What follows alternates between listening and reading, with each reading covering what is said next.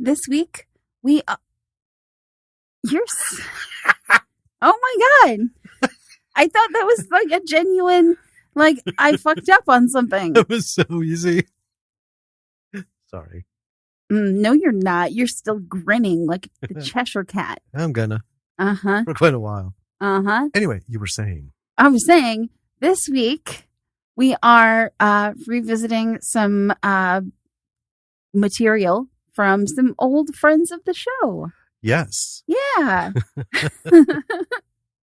In my head, I had a better way to phrase that, and then you fucked it up. Well, we'll never know now, will we? I guess not. Well, you'll never hear my fantastic cold open for this show. Sure. Now you just get this one. How do you like that? Well, you feel good about that? Yeah, I do actually.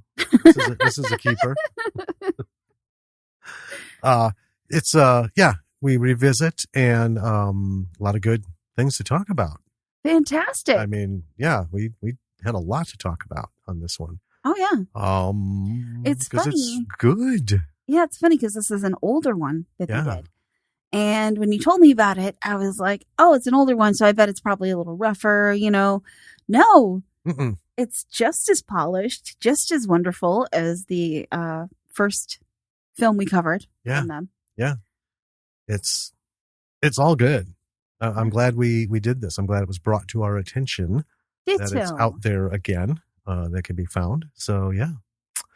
Well, should we dive into this bad boy? Yes, let's do it. All right.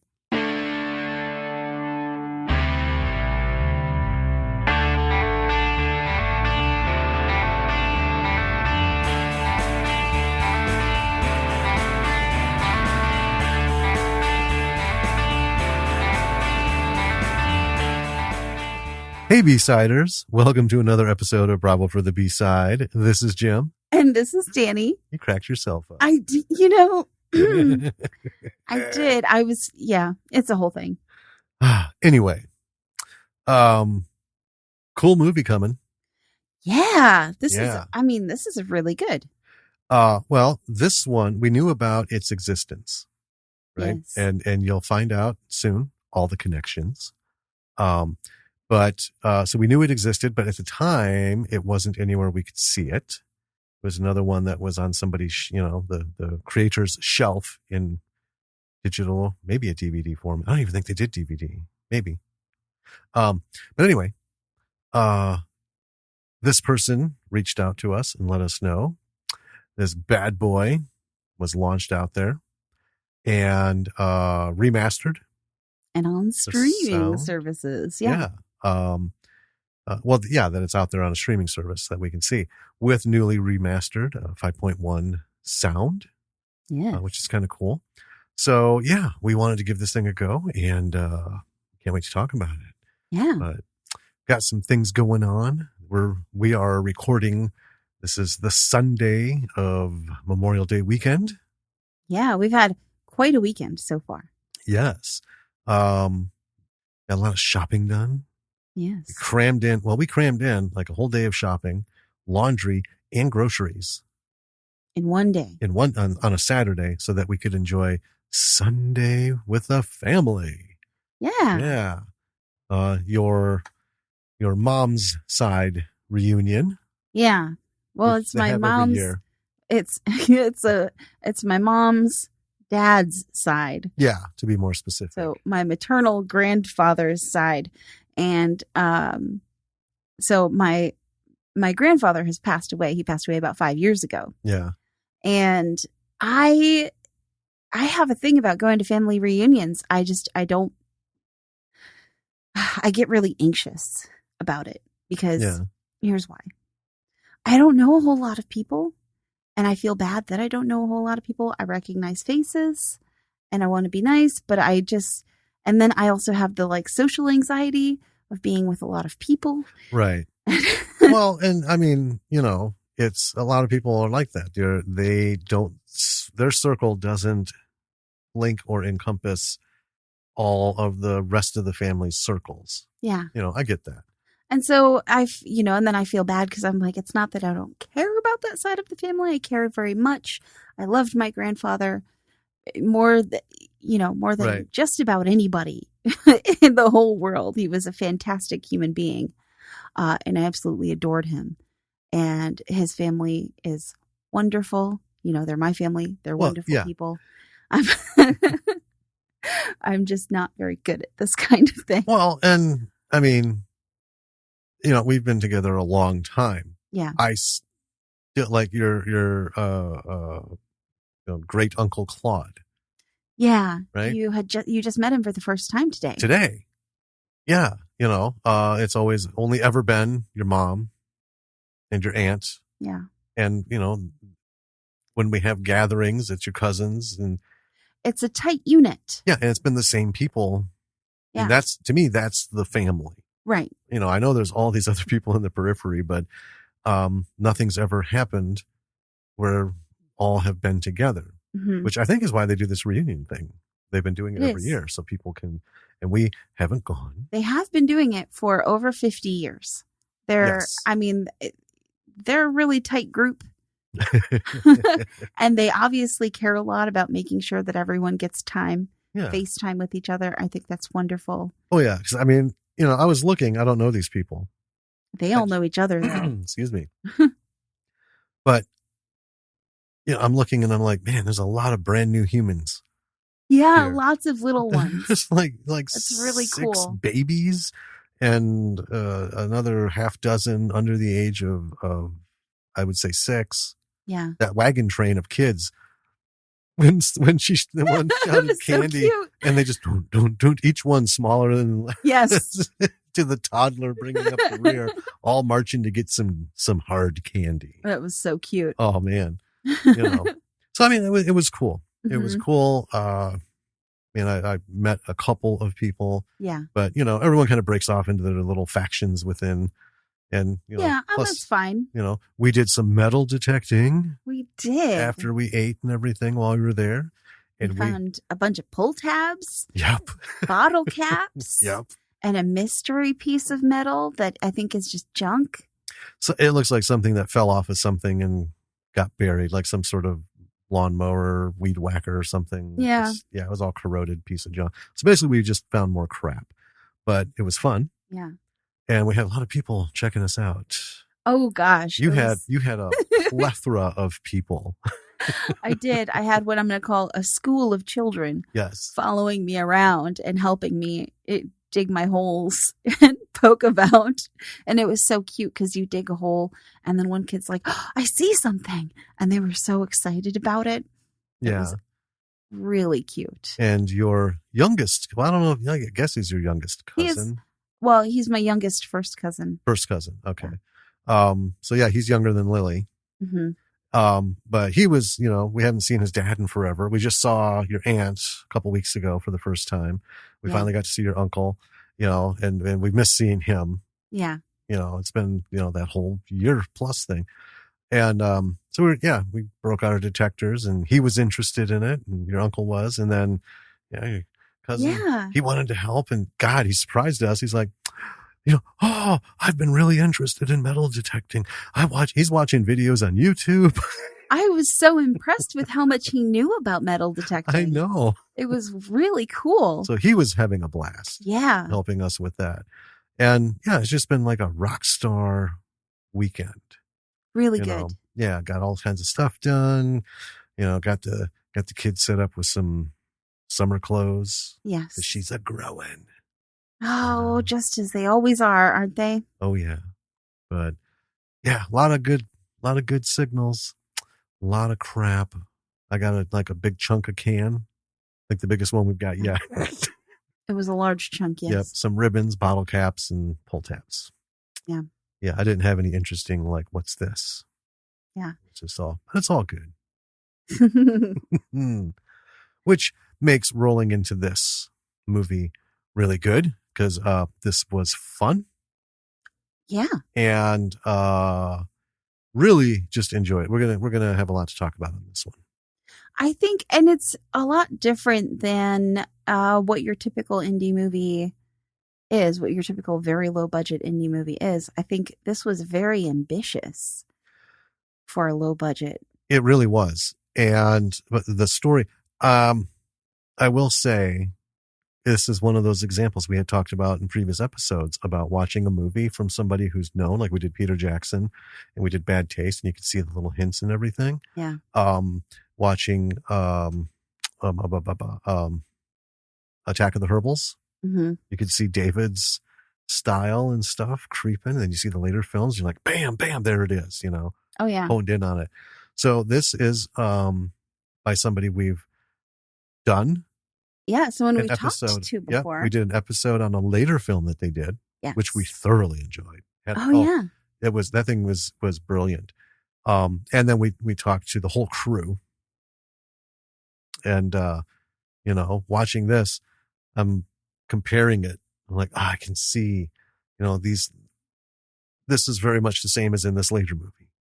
It's so funny because, you know, with the techniques and stuff that you use for lighting and filmmaking and, you know, editing and stuff, in theory, all the techniques are the same. You know, like an L cut is an L cut, a J cut is a J cut, a jump cut, you know. But aesthetically, everyone has their own look. And this very much has, you know, the look. It's a firm fingerprint. Mm-hmm. Yeah. Well, why don't you tell us what this movie is so we can talk about it and then talking about it. Sure. So, this movie is called Firefly. It was made in the year 2005, directed by Peter Marcy, written by Chris and Peter Marcy, starring Lindsay, Peter, Chris, Marcy, all Marcys, and other people whose last name is not Marcy. Right. But essentially, this is a Failureboys production. I was going to say, this is Failureboys Productions. So there you go, folks. The Marcys. Yeah. Longtime listeners, you'll know we spoke with them. About Attack of the Teddy Bogle. Yep. Or Boggle. Teddy Bogle. We went through the whole Bogle Boggle thing. Yeah, I know. I thought it would sound like a D&D thing. But yeah, Failureboys Productions is their company. So back in 2005, like 16 years ago, they were working at this. Yeah. So yeah. Not rated. Budgeted. The estimated budget. I don't know why I said budgeted. The estimated budget is $5,000. This is a shoestring budget. Yes. So here is the log line. Following an incident on Halloween, the lives of a roofer, waitress, romantic rookie, and a mysterious clairvoyant converge due to an undiscovered connection. That fits it. Yeah. And I want to say, back around that time, early 2000s, I can't remember when exactly, there was a film that came out called Crash. Yes. If you remember Crash. Yes. And it was sort of the same kind of structure of a story, which is that like all of these kind of separate threads and lives of people get intertwined because of a particular incident. Yes. And I haven't actually seen a movie structured that way in a long time, and I kind of forgot. I really enjoyed that structure. I was intrigued watching this. Yeah. Because it's, you know, I want to know where this is going and this is going. And then when it started folding back all those threads to that central knot, I was like, just all giddy. Like, oh man, this, bam, bam, holy shit, bam, bam. Mm-hmm. You know. So we can delve deeper into that. Yeah. But all right. Let's get into this movie. Start us out. All right. We open with a night sky over the woods and a spaceship flies by. I'm sorry. I'm looking at this.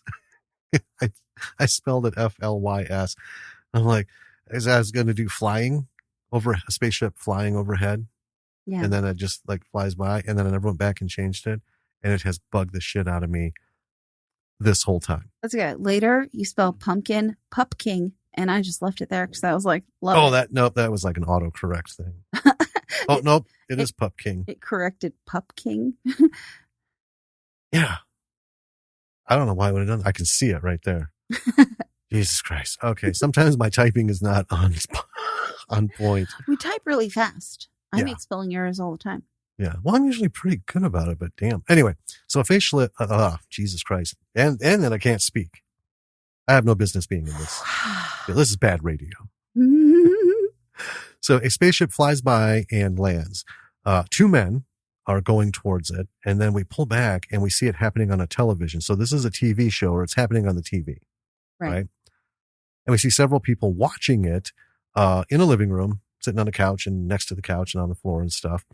On the TV, an alien emerges from this spaceship, zaps one guy, takes down the other. And then we find out we're at a Halloween costume party. I put watch party, but it's just Halloween. Right. And they're just happen to be watching it. So outside of this house that this party is at, we have a keg, and we have a pumpkin dude and a lady Viking. And I got to say, I love the pumpkin outfit they chose. I love it. It gave me as much joy as the frog outfit from Yakuza Apocalypse. Yeah. I feel you. I'm like, I hope this is through the whole movie. The more outrageous a Halloween costume is, the more I love it. Well, and that's just it. It's not like it's outrageous. It's just so, just big. That kind. Yeah, it's fun to look at. It's the giant poofy kind. So we're an easy sell for, just simple, because that frog thing in Yakuza Apocalypse. He looks like a big beach ball. Yeah, and he's moving a lot too. Yeah. That's the thing. He's moving a lot. It's great. So anyway, and he's with a lady Viking inside, and this is where I didn't realize the cut. So we cut to inside with a woman in a cat getup, which is basically like black clothes and little cat ears. Yeah. Right. She's in a bathroom. She exits, and then we're at a bar. This is separate from the house party. And she sits down at the bar with this lady who's dressed like a woodland fairy, and they're talking. And then there's this guy in an alien frog type mask. Yeah. Best way I could explain it. Yeah. Is hitting on her. So we have some small talk and stuff. We cut back to the house. One of the guys from the TV is talking to two women. He's the filmmaker. It was his film. And he's an indie filmmaker. And he's talking about wanting to make a movie where aliens come to Earth and have it be real, not stupid. Right. And there's a little bit of dialogue he starts getting into, but there's a lot of disinterest in his audience. He's very serious and he's talking to these two women and he just loses them very quickly. Well, yeah, they're obviously not into, filmmaking or any of this, but he's making some salient points with this. We've all seen aliens come to Earth, and it's fills the spectrum from like, Jesus Christ, to damn, that's good. And then there's not a lot of middle ground. Falls heavily towards one end or the other. So anyway, they kind of cash out on him. And then he starts playing with the video camera as he sits on the couch. And it's basically like our little Philips handheld. It's just from 2005, folks, think back. Or from 2000 to 2005, the little handhelds. A little handheld digicam. Yeah, so he's just fiddling with it. And he picks up one of those puck lights. Yeah. The kind you can like adhesive stick into your closet. Yeah, back in the 90s, they had lots of infomercials. Oh, you can stick these anywhere. Light up your closet. Stick a battery in it and just push it and it's on. So it's round. So he's playing with it. And it looks like he has an idea. Right. Because it looks, he's like moving it around like a little UFO kind of. Yeah. So he goes outside where we see Pumpkin Dude is hauling a new keg. Right. Apparently they went through one. And I called this fellow who made the alien movie Alien Guy. So Alien Guy asks Pumpkin Guy if he liked the movie. And then Alien Guy gets into his pickup and takes off. And then we cut back to the bar. Catwoman hits the dance floor. Frog Alien Guy is there. Then we cut to the outside.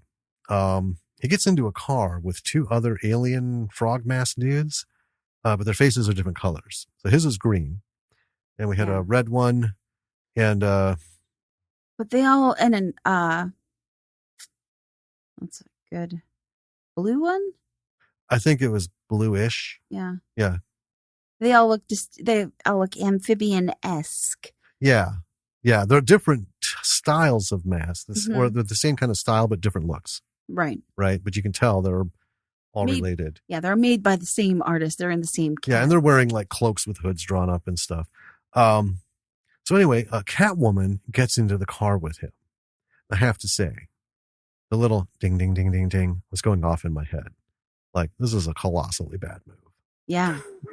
Colossally bad move. So, listeners, young women, please take heed. Well, don't do this. As a woman watching, I was like, oh no. Right? Don't do this. This is never cool. Never cool. Mm-mm. Anyway. Bring your friend with you if you need to do this. So we cut to Alien Movie Guy, and we find out his name is Del. And he's making a video. He's doing sort of like a video journal talking about how he's scouting an area for the sequel to his film. And then all of a sudden he falls out of the truck and throws up. And then we cut back to the house. Pumpkin Guy is looking for Viking Lady, seems like. So he goes out back and we get some creepy music. And he goes towards, like, you've seen those, like you have a shed and then you have those lattice, like, fences around it. So he starts walking up to it and he stops and he just kind of stares. Bam. And then we cut back to the car with Catwoman.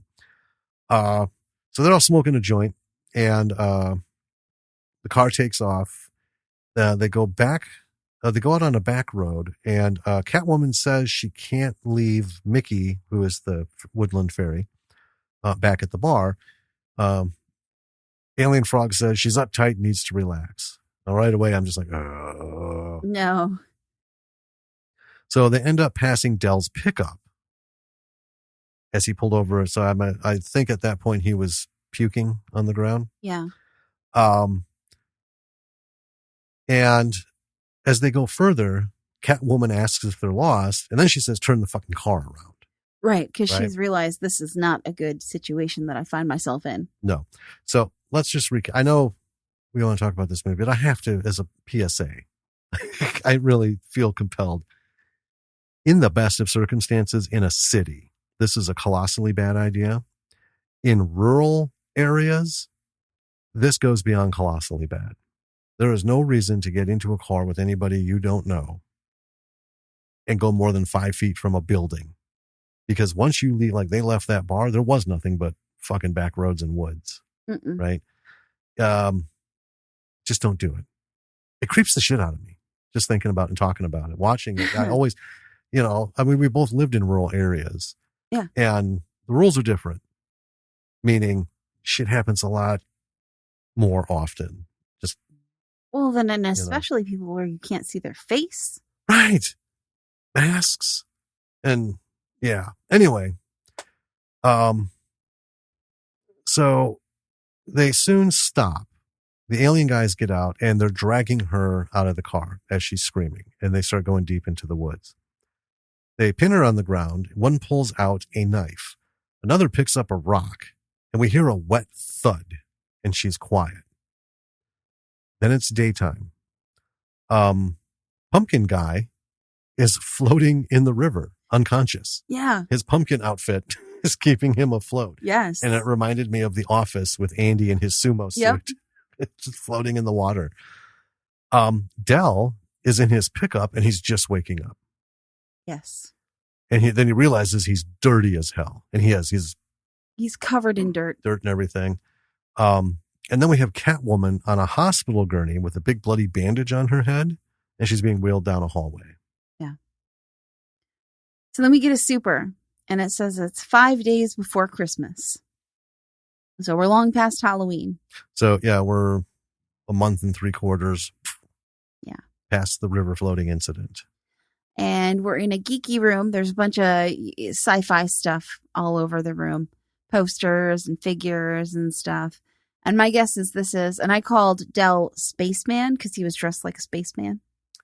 Right. So my guess is this is his room. And he's dreaming something that I couldn't quite make out. It was like him doing something, but it was real grainy. Yeah. Yeah. Kind of a weird.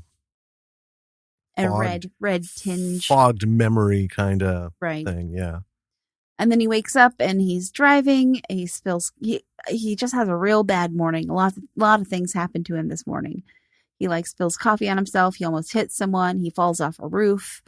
He slips and drops some donuts. That was my favorite. I just want to say. So yeah, he ends up going to work. We find out he's a roofer, and they're making fun of him because they know he makes movies and stuff. And they're like, "Go get some donuts." And then we just cut to him walking. You don't even see him walking out of a donut shop. He's just walking on the side of a strip mall, which I thought was brilliant, carrying a donut box. I mean, fuck, you don't need a donut shop for a location. This is a store side. And he's just walking. And I was so connected with this. He's just walking and then all of a sudden slips and falls because, in Minnesota and Wisconsin in the winter, man, there is nothing but ice everywhere. And people walking and falling is so fucking commonplace. And when it happens to you, you're like, God damn, it's like biting the inside of your cheek. Can't I get through the day without trying to eat myself? Yeah. Then you're like, Jesus Christ, can't I walk to my fucking car like a grown up and not some fucking, club-footed toddler? And his donut box slides off out of frame. Yeah. I mean, if you're ever passing through, the North Country in the winter, and you're wondering, why are all these people walking like fucking penguins? Yes. There's a reason. God, we look so ridiculous. Yeah. But anyway, I felt so bad for him. I'm like, God, he's not having a good morning. Poor guy. No. So then we see a woman waking up somewhere, and I'm like, oh, it's Catwoman. I just call her Cat for short because I didn't want to keep typing out Catwoman. And she just says run, and then she's going for a run. And then she's talking to a doctor who can't confirm whether or not she was raped. And we know she, is talking about that night. Right. The doctor's saying there's no evidence that a rape occurred. And Kat she's struggling. Right. With not knowing what happened. Right. And that was like the deepest hook. Yeah. Because right then I'm like, oh my God, I get it. You're knocked out. I would need to know. Well, yeah, that's just it. You're knocked out.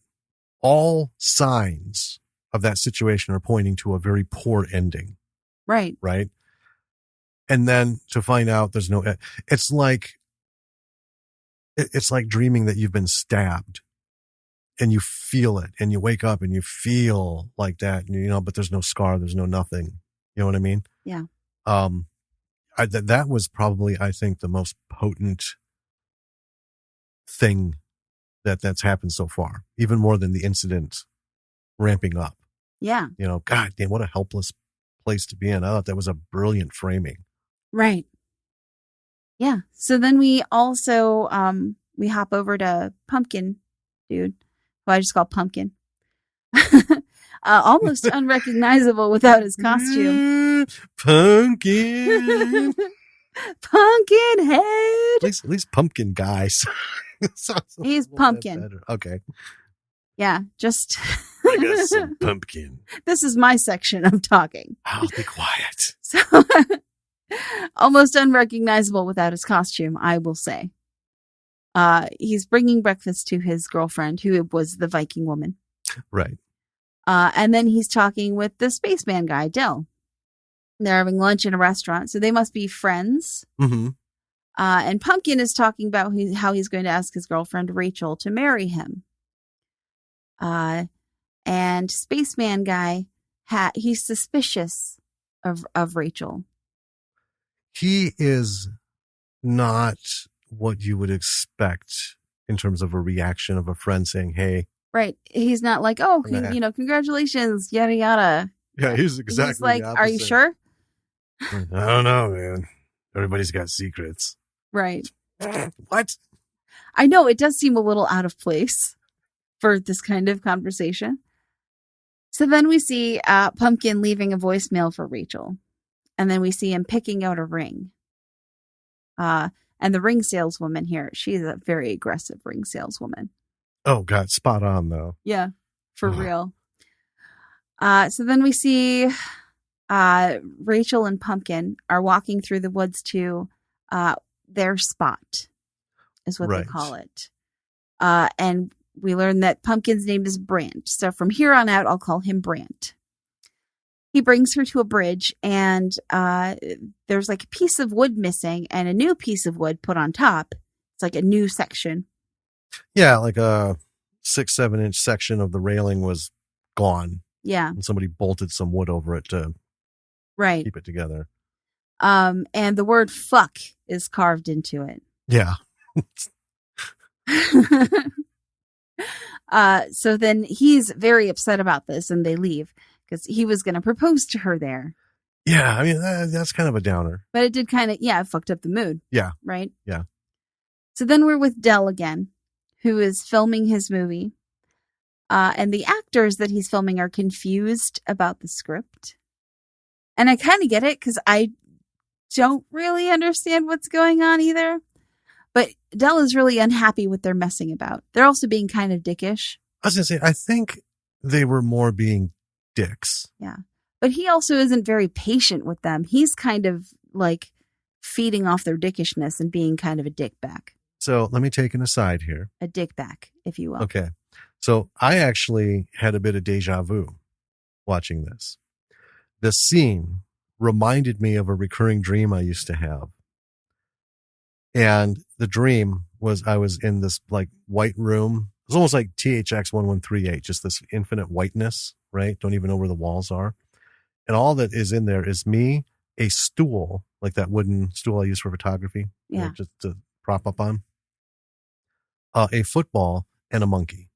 And the entire dream is trying to get that monkey to put the fucking ball on the stool and does everything but. I mean, everything but. And I had this dream over and over for years, and I would wake up pissed at an imaginary monkey. I would literally wake up, fuck!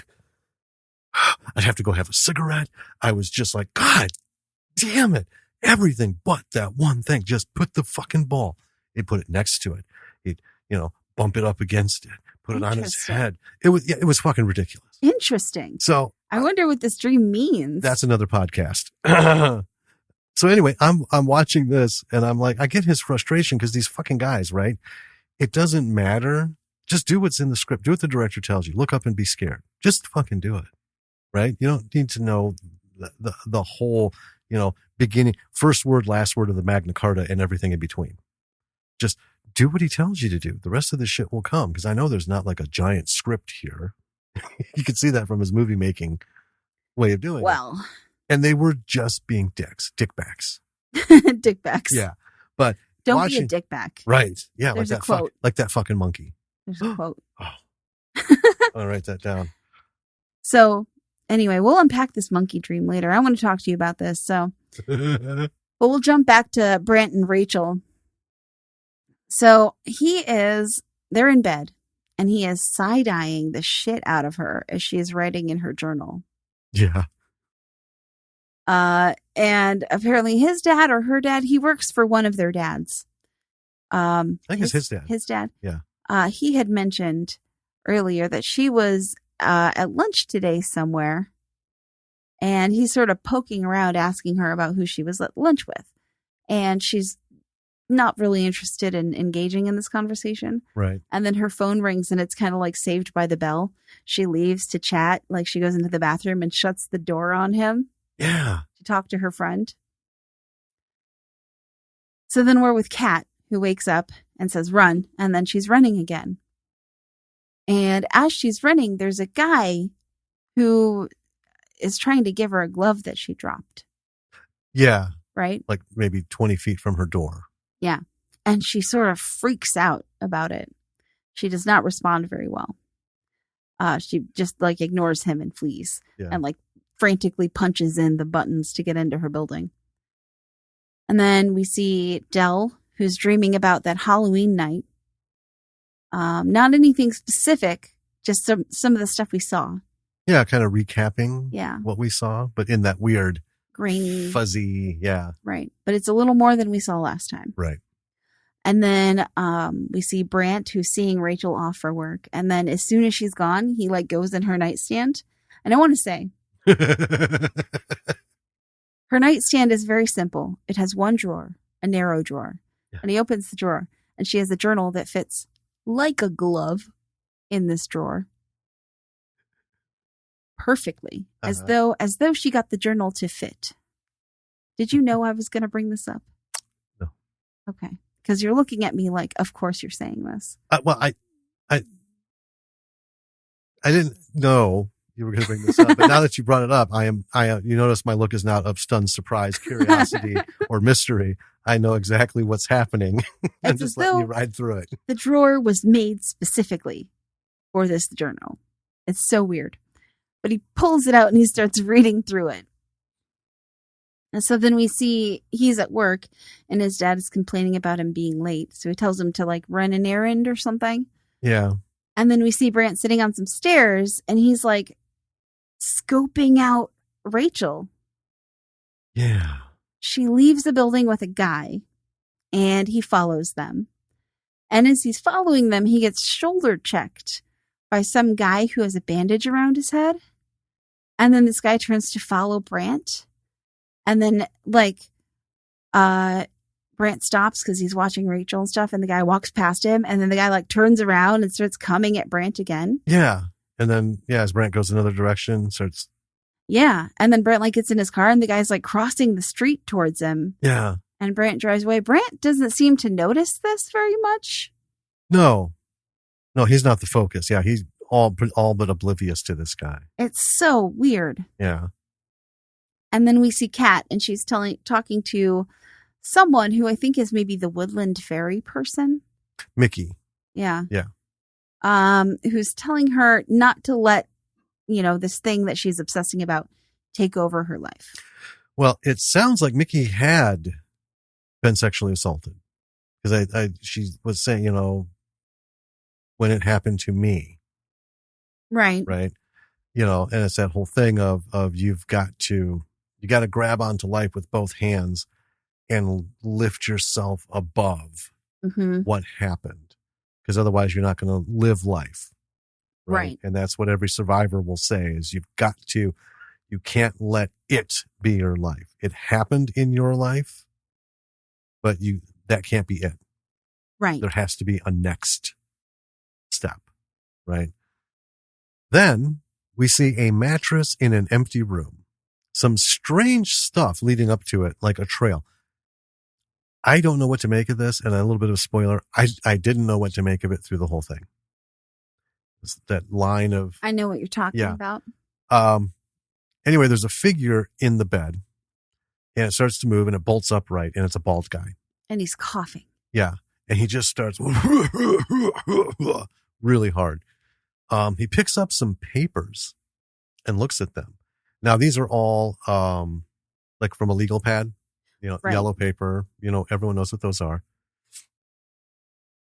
And the next thing, he's in a car looking for an address. Now, on these papers are just like random things, like words or like 3-4 letter sentences, right? So anyway, on it, he has a list of landmarks. One of them says reindeer. And then underneath that, it just says lift. Right. So he spots a lawn ornament. That's a reindeer. And I don't know what these things were. They weren't shrubs, but they were like made of greenery. Yeah. They were like fake evergreen reindeer. Yeah. Not like, the Christmas decoration kind, the plastic ones. So anyway, he gets out and picks it up. He goes to another one, picks it up. Nothing's happening. And then he hears a sound. And so he runs up the near driveway into a house, goes into the house, starts looking around quickly. And then he ends up in the garage. And there's a guy in there. His car has fallen off of its jack onto him. Yeah. So the bald guy, fuck me, lifts this fucking car up, right? Off of this guy and then just leaves. Now, you were confused because you had looked down at this point. Yeah. And you were wondering why I was laughing. You're like, what happened? And I'm like, oh, he just lifted the car up off the guy. And you're like, yeah, I saw that bit. I don't know why that's funny. It's just thinking, I don't know. It just have the hectic nature in which he conducted himself going through that house. Well, it's funny, and then it's like he sees this guy, he lifts the car, and it's like wham bam, thank you, ma'am. He's right off. It just tickled me. I thought, Jesus Christ. Well, that's the thing. This encounter, it was done really well. Yeah, because I didn't get the sense that he, like meant to go in there and do that. When he heard the sound, my impression was that he was fleeing. Because like someone caught him in their yard or something. You know what I mean? Okay. Yeah, but I he didn't ended get up the right at. impression that he was looking for the sound until I was like, oh, Oh, I he's don't in think he there. was looking for the sound. I think he heard it. Right. And then he was just like it was like supposed to lead him to something. Yeah. Which I'm just saying, I think it was meant to be disorienting, and it was disorienting, and it was just well done. Yeah. Oh, yeah. I don't know. It just tickled me. He just, who is this fucking guy? I just thought this was a great introduction. What is he up to? I don't know. What's that fucking reindeer? What's up with that? And then he just walks in, and literally, like he just got caught pissing in somebody's Kool-Aid, sprints to the door and leaves. Yeah. And I'm like, wow. Okay. More about that later, maybe. So now we're with Catwoman, and she's at work. She's a waitress. She's chatting with a coworker. Then there's some shouting in the kitchen, and two kitchen workers are arguing. And it's more than an argument. It's starting to get physical. They're yelling and shoving. One of them pulls out a knife from the sink and starts yelling at the other guy. And then she starts to have flashbacks and freezes. Right. Right. So we get like real quick cut scenes of what happened to her that we saw. The dragging, the knife. Right. Coming It's out. not new information. Yeah. Nothing new here. And then we cut to her crying, and she's like knelt down, hiding behind a counter. And her waitress pad, we see, has a drawing of one of the alien frog dudes. Yeah.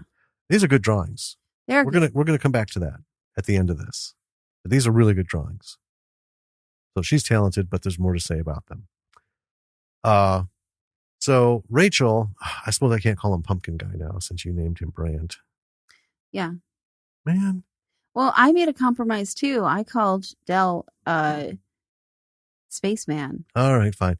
So Rachel and Brant are in bed. She says goodnight, turns out the light. Brant starts watching television in bed and gets fascinated by some show about fireflies. Yeah. Right? And then all of a sudden Rachel asks if he can turn it off so she can go to sleep.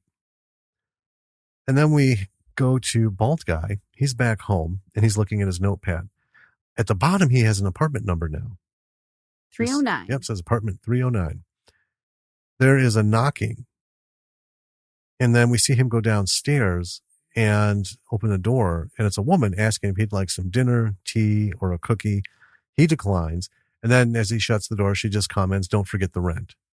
So he is renting an apartment, actually renting an attic. Yeah. Because there's nothing up there but his mattress, a little nightstand. Not right? Even. It's a little banker's lamp. Oh, yeah, the banker's lamp. And then his papers. All over. Whatever. I don't know, kind of cozy. Mostly hanging from the rafters. Because we do get that shot as he goes back up. They're very orderly. Well, when he brings back the reindeer lift paper and he tacks it up. Yeah, and then we see the rest of them. Yeah. So he's on about something. He's been doing this for a while. Yes. And then we have another super. It says Wednesday. So we're zeroing in.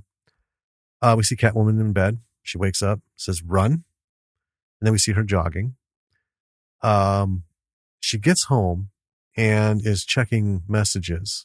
Checking messages on an answering machine. Yeah. Still very much alive and popular when this was shot. And I know some people are like, what the fuck are you talking about? Anyway, it's a message from the guy who found her in the woods the next day. Right. So now we have new information. Right. So she was found in the woods. Okay, we got that. And saying something about taking her out to where he found her to show her. And I'm assuming she reached out because I think that would be a really, really random ass call for this guy to make to her. Yeah. Right. But given her desire to know, I just made the assumption, well, she's been reaching out. Yeah. Yeah. And then she gets a flashback of someone slamming a shovel on the ground. It's not her having it, though. I thought she was having the flashback. Okay. So we cut to a flashback of someone, like you fill in a hole and then you start slamming the shovel on it to pat it down. It. Yeah. And then all of a sudden Del wakes up. So he's in his room. And then we see Del at work on the roof. His coworker, one of his coworkers, this guy who kind of hangs with him a lot at work, is asking if he can be in the new film, even as an extra. This guy genuinely seems interested. Yeah. Unlike Dickbacks. Yeah. Right? Dickback 1 and Dickback 2. Love that we make up words. That's going on a shirt. Yeah. We'll talk about that later too. We see Del later putting a shovel in his truck. He stares at it thoughtfully. Then he and the coworker are driving. They stop at a red light. Del gets lost in his thoughts. His coworker has to kind of like, snap him out of it when the light turns green, and off they go. So then we're with the bald man who wakes up, and there's a new note. It's an apartment complex, like the address. It's like, like ours is Granite Ridge, Yeah, it's like Greenbrier. Right. Something. It's a generic name for some apartment complex. Yeah. And then the word pool. So then he's off and he's there. He sees 3 guys coming out and he gets into the building as they're leaving. Yeah, it's a security door. Yeah. And one of them kind of tries to check him about it, but his friends are like, who fucking cares? Yeah, do you live here? You live here? And it's great. Bald guy's just looking at him. Right. Doesn't say a fucking word. Just is like, are we done? Are we done? Are we done? Are we done? Right. And he just goes in. Mm-hmm. So he makes his way through the building, past a pool table, which I thought was kind of funny. Yeah. And then to the pool itself, and there's someone laying in the bottom.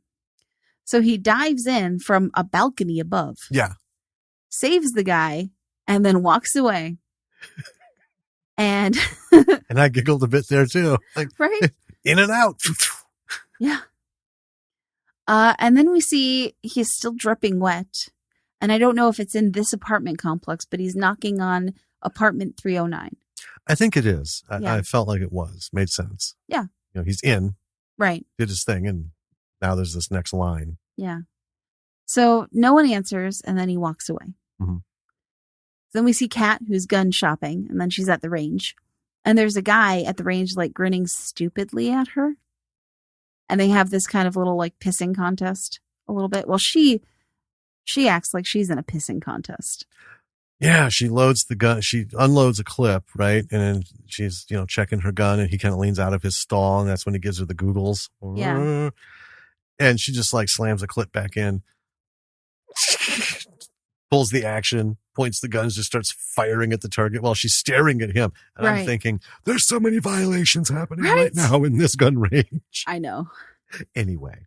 And then she's with the guy who found her, who's like an old farmer kind of guy.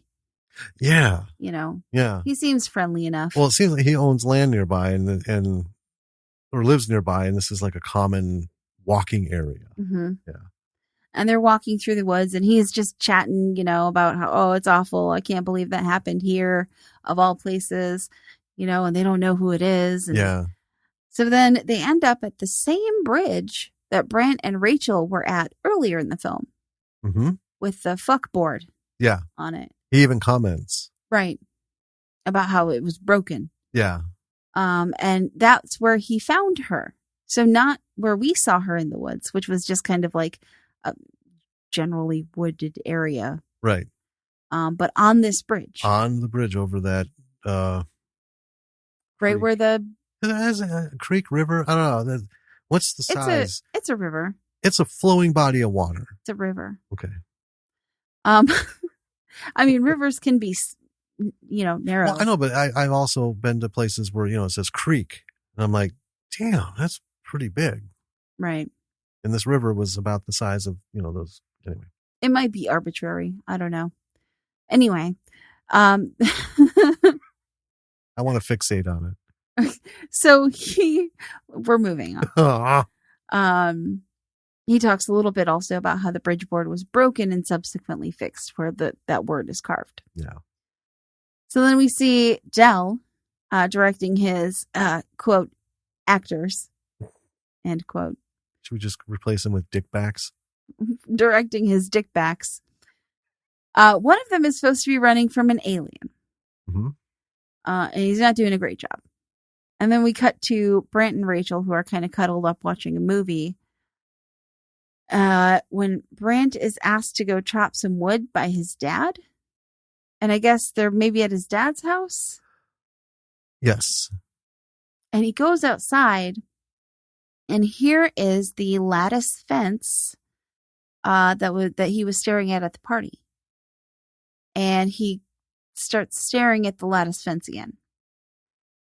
And then he goes in the garage, and there is a spot on the wall where there are hooks to hang something. Something long. Something long. Yeah.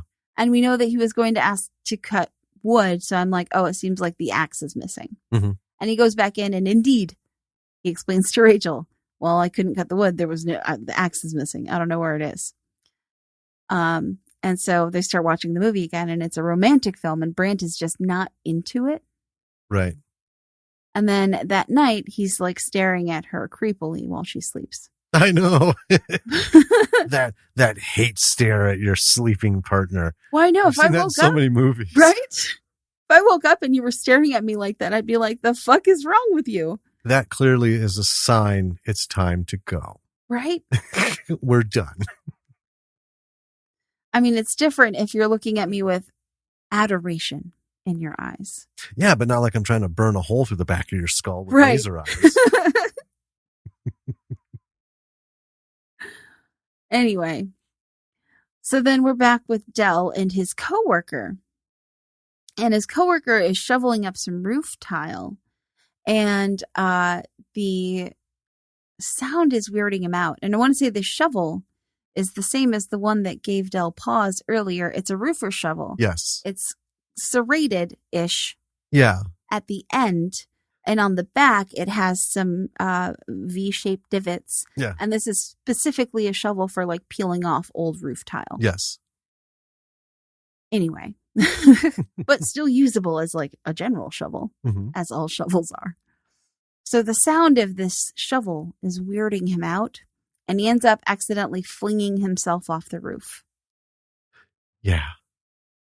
And I giggled. I mean, because I feel sorry for the guy, but I don't know. It's just shit like that. Yeah. Randomly, it's not really slapstick, but I mean, it's a guy on a roof. Right. And he falls off. I can't help it. I'm a horrible human being, but that shit always tickles me. Oh my God. Well, I think a lot of it is growing up with, Charlie Chaplin and, Buster Keaton and Harold Lloyd and all that shit. Three Stooges, especially. Holy Christ. It just tickles me. Who's the watermelon guy? Oh, Gallagher? Yeah, that's the one. Yeah. The watermelon guy. You knew though. I did. I've seen most of his stuff. Yeah. I mean, because, he was around when I was growing up. He's been around a long time. That's true. Yeah. Anyway, so then we see Rachel, who's waking Brant up, and he's on the floor for some reason. So she asks, and he says his back was sore. Clearly a lie. Mm-hmm. And then she asks if he's mad at her. I just want to comment on that. I actually thought he was a bit mystified about being on the floor. Oh, I don't think he was. Because he kind of looked, I don't know, I just got the idea, watching it, looking at him, it felt like he was like, my back was sore. Like, he didn't intentionally, set up camp. He just ended up there. With all the weird shit that's been going on to this point, that's kind of gave the vibe it gave me. That's but, fair. I mean, you could be right. Hey, either or. Yeah. And either way, he was on the floor. Right. And there were questions.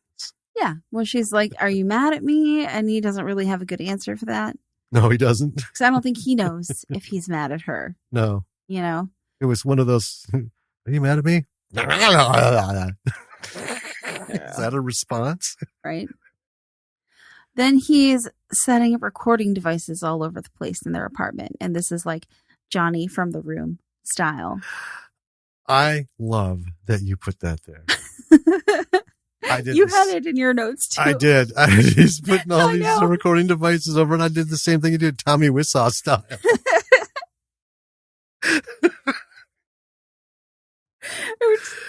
Oh my God. Oh, okay. And I'm like, this can only end badly for you, my dude. I had the same thing. This isn't going to end well, man. Oh, man.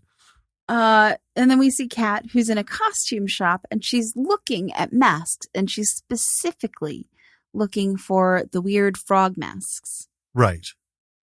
So she asks the owner about it and even shows him some of her drawings, and he doesn't have any, but he refers her to a guy who makes them for Renaissance Fair. Right. Right. So then she is at that guy's shop, and turns out this mask maker is the guy who made those masks specifically. Mm-hmm. He has a drawing of one. And she's like, well, who bought it? And he's like, I mean, somebody on this list, maybe this guy. I mean, he's a mask. He makes, 100 of these a year. He can't really be expected to know by heart. Right. It's not like he keeps tabs on everyone who buys a mask. And so she buys his mailing list, since he doesn't know for sure who bought it, but he's like, maybe this guy. I don't know. Mm-hmm. And then we see Del. He's filming again. Yeah. He's not. I don't think he's a good director. I think he's a terrible director. I don't think his actors are very good, but I also don't think that he's a good director. I just think the fact that his actors are bad doesn't mean that he's a good director. Oh, no. But, I mean, Anyway. And then at home, he's like boxing up all his sci-fi stuff. He's ripping posters off of the walls. He's like throwing his figures into a box. Again, can I just say something? Yeah. This was an emotionally disturbing moment for me in this film. Mm. Folks, watch this. And when you see these scenes, you get even better views of these wonderful fucking collectibles. That's true. And to see them manhandled in such a way as to literally bar sweep them into a bin. And that's what he's doing, yes. Too. I was like, God. It's like people on movies and TV shows who slam their laptop shut. Oh, yeah. For what reason? Oh, and for our listeners, you can verify this. Yeah. I get really upset. Oh, and vocal over that. Every time it happens, no matter what we're watching, I can't hold back. I'm like, God damn it. I get side eye from you if I'm like getting vigorous with my typing, if I'm in the zone and I type too hard. I can actually physically feel your side eye when that happens. The weight of your finger is sufficient to push the key down. And I understand being in the zone because I'm the same way.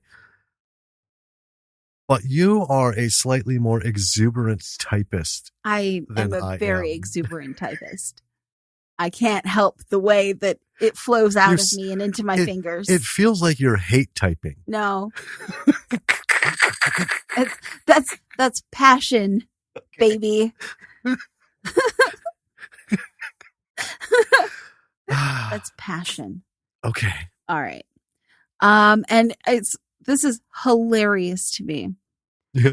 Of all of this stuff that he tore off the walls and boxed up, he's now sitting at his keyboard, and he has left up only a small, like a 6x9 photo of Han Solo. Yeah. By keyboard, synthesizer keyboard. Yeah. Yeah, not computer keyboard. Right. Yeah. Oh, yeah, because we were just talking about a keyboard. Yeah. Yeah, no, like a musical keyboard. Yeah. And it's just, of all this stuff that he ripped out, he just left this picture of Han Solo up. Yep. And it's funny because the angle of the picture, the way they captured Harrison Ford, it looks like he's eyeballing him. Yeah. As he's making these space sounds on the synthesizer. Yes. It's like, dude, Harrison Ford is not approving of this. Right. Yeah. So that's what he's doing. He's having Han Solo stare at him while he fiddles on his keyboard, making, like the Casio sci-fi sounds. Yeah. Once we recover from Harrison Ford giving hate stares at Del for whatever reason, We jump to Brant. He is telling Rachel that he's leaving and he'll be back in 2 hours. And then we see him turning on the tape recorders. Yes. Here we go. At least they showed him turning them on. That's true. Tommy flipped them on like 6 days ahead of time, and somehow they were magically running and didn't run out of tape. Let's, back, and they only caught those tapes only record like 2 hours of content at most, and all those little ones usually 30 minutes, maybe an hour if you do it at the slow speed. Yeah. So anyway, we cut to Catwoman, and she's at work dealing with a truly dickhead customer. Yeah. And some guy in the next booth is watching her do this. And she leaves to get her dickhead customer a drink because he's, one of those, it's on the, bottomless drink thing, whatever, blah, blah, blah. And just, I want a manager. I want this. I'm going to sue you. So she goes to get him a drink, and the fucking guy leaves. Yeah. Like, what a total dick. He's not even a dick bag. No. He's a dick face. He's a dick face. Yeah. Well, I call him dick head, but dick noggin. Yes. He's a dick noggin. He's a dick noggin. So when she comes back, the guy at the booth says he'll pay for it. She shouldn't have to put up with that. And, they shouldn't have to lose the money on it because he ordered it. I mean, it's right. It's wasted. And they're talking, and he says he should go out in the parking lot, hit the guy in the face. I mean, he's not like hateful doing it. He's kind of like just sort of trying to help ease her. Seems like he's trying to make her feel better. Yeah. And, as he's babbling about stuff, she smiles, which is the first time since the bar we've seen her smile. Right. Yeah. And then Brant is back. Rachel is in bed watching TV. He gets into bed. She asks him why he loves her. He flusters. And then she's like, she gives him some stock answers. So she answers the question because I make you laugh or this and that. And, da, da, da. And he's like, sure. He's like, yeah. And then she's like, well, those aren't good reasons to love someone because they're qualities everyone has. Right. Right. And I saw that. Yeah. I got that. But I also felt like, nope, I'm not going to get baited. I'm not going to get baited. I'm not going to be Team Rachel. Something's still afoot. Something's still afoot. Brant's a little inept. I get that. But something's up. Sure. I don't know who yet is truly responsible for this terribly uncomfortable situation that we have to keep watching degrade slowly and slowly, each passing scene. I get it. But I mean, at this moment, she makes perfect sense. Oh, yeah. You make me laugh. You make me, You're pretty. You're smart. You're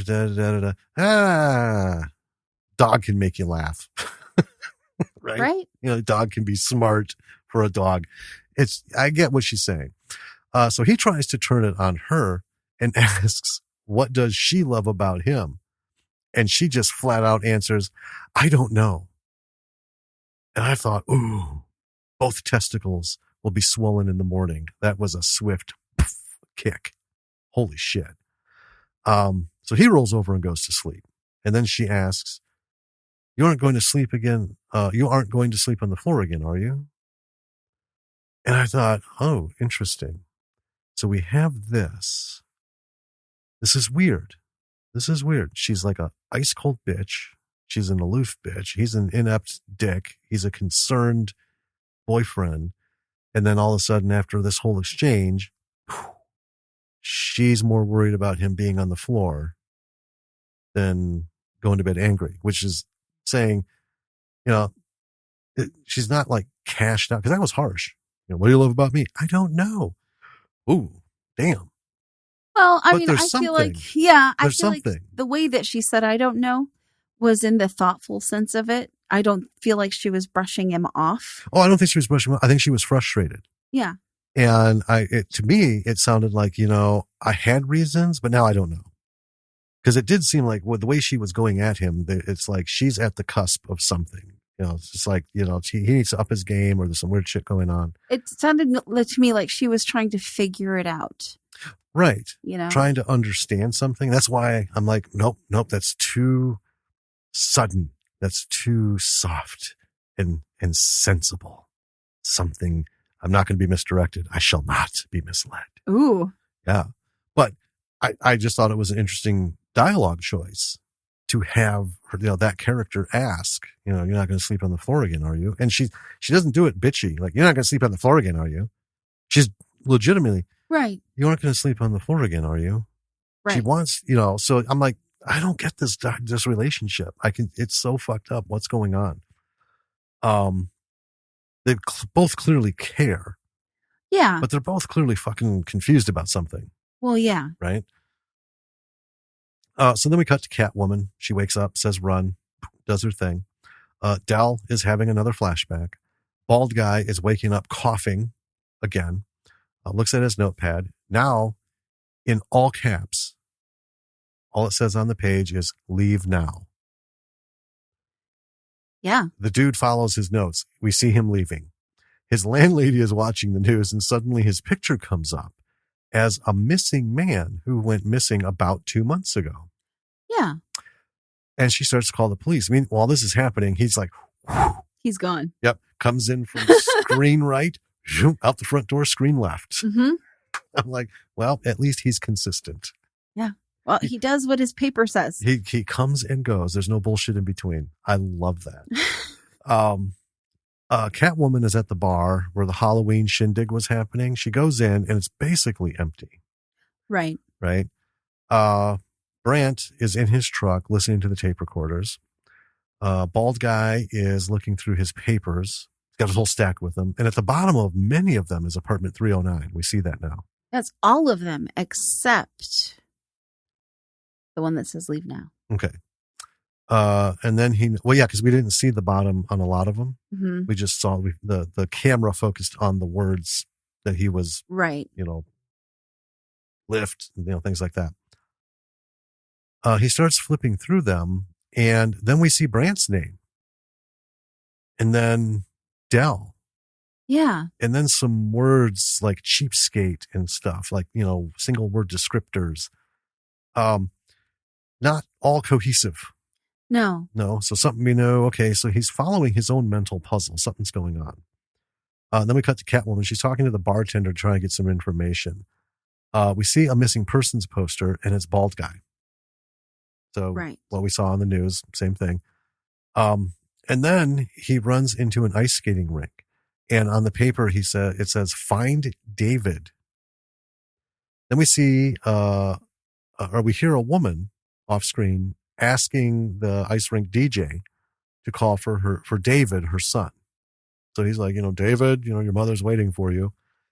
Bald guy looks at the paper and sees stop twins. Right. So he runs outside, sees where David and his mother have gotten off to. Oh, no, that wasn't even them. It was somebody else. It's a guy, and he's got David, the little boy, and the guy has like a sports team. It's like some twins. Yeah. So he goes out to chase they're in the minivan, and he leaps and grabs the trailer hitch, but eventually slips off. This was cool. Yeah. This was actually bald guy being drug along. Now, I'm not trying to minimize it, but the aforementioned ice that caused Dell to slip with the donuts, that is, rampant up here in the north.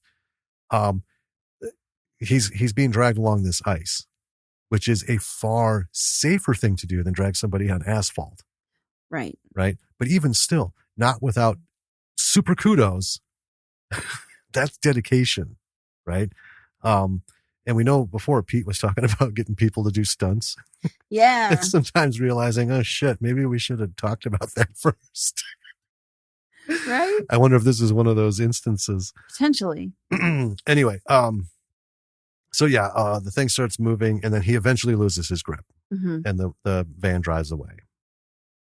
So then we see Brant, and he's in his car or truck or van or whatever it is.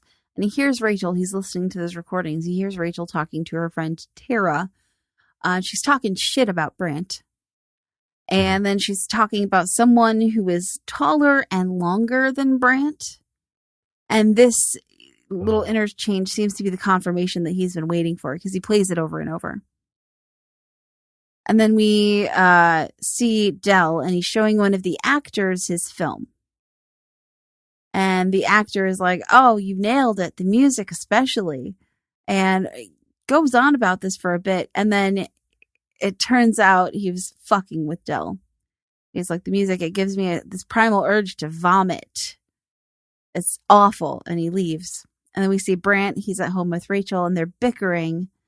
They're getting ready for something. Party. Christmas party. Yeah. Her family's gathering. There's a lot of contempt between both of them. So, you know, the like semi-tenderness that they had the night before has been fucked up by Brant, you know, listening to this recording, and now they're both just at each other. Oh, he's in a funk. Yeah. And she's clearly feeding off of it. Yeah. Yeah. Because he's being shitty. And, you know, not for no reason. So then we have Kat in the restaurant again, and she sees I called him tea guy because he was like, I'll take the tea. I'll pay for the tea. But he's the nice guy. Yeah. And so she goes to talk to him, and he asks if she's done for the day. We cut to Brant, and we're doing kind of a lot of cutting back and forth. Brant at the party is offered a drink, and Rachel just intercuts. She's like, no, he doesn't drink because this one time he ended up in the river. And he doesn't know how he got there. Right. He has a problem. And Brant is like, fuck you. And he takes the drink. And I'm like, woof, this is awkward. Right. And we see a guy at the party who's like making eyes at Rachel. And she's making eyes at him. And Brant sees this. Mm-hmm. And then we cut back to Kat, who's... Just before we start with Kat, I just want to say, to paint the picture, everyone knows this situation. So he's at her family's party. Right. You can clearly see he has no allies. Right. That would be like me going with you to this reunion today. And then picking a fight. Well, not only just picking a fight, but knowing that at least half the people there fucking loathe me. For whatever reason, right? And then, acting like a turd and then picking a fight. I mean, talk about fucking man without a country. Yeah. This was you were right to say awkward. It was so uncomfortable. Holy shit. That's a good point. So then we cut to Kat, who's talking to the nice tea guy. And then she's actually laughing while they're chatting about like a loud guy in the restaurant that they can overhear. And he asks her out, and his name is Scott. And she's like, well, you know, where's out? What, you know? And he asks if she wants to go to church, and she kind of laughs, and he's like, no, really, you know? Mm-hmm. And she agrees to go with him. Right. So then we see Dell, who is like going through all of his stuff in a crawl space. He's got his bin of stuff, and I thought he was packing it into it. So, but maybe he's bringing it out. I'm not sure. But he goes through a box of tapes, and he sees the one marked Halloween. So he pulls it out and he looks at it, and then he starts watching it. Mm-hmm. And he forwards through to this like light that happens. Yeah. And it's all the stuff we saw at the party, him filming himself saying, I'm scouting for my movie, right? Yada, yada, yada. And there's this like bright light, and it triggers memories for him. And so we kind of like jump back into his memories. Mm-hmm. There's a green light following him, and he runs away from it, drives off. And as we see him driving, we see the car of the frog people where they pulled over. Yeah, further up. Mm-hmm. So they had passed him and parked, and then now he's passing where they parked. Mm-hmm. And as he's driving, he just hits the red masked one. That's a solid fucking hit, too. Yeah. Bam. Who's like running out of the woods. Yeah. So he gets out and he calls out, but nobody answers.